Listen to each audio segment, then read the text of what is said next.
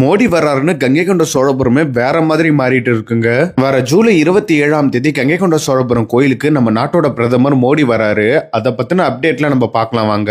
Central government last 1 வீக்கா கோயிலை கண்ட்ரோல்ல எடுத்துட்டாங்க.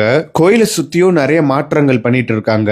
கோயிலுக்கு எதிரில ஃபுல்லா ரோடு போட போறாங்க போல. அது மட்டும் இல்லாம கோயிலை சுத்தியும் நிறைய ஸ்டேஜ் எல்லாம் போட்டுட்டு இருக்காங்க. மோடி வர அதே நாள்ல தான் ஆடி திருவாதிரை அன்னைக்கு ராஜேந்திர சோழன் பிறந்த நாள் வருது. அதனால அன்னைக்கு அவர் கையால ஒரு நாணயம் வெளியிடவும் அதிக வாய்ப்பு இருக்கிறதா சொல்றாங்க.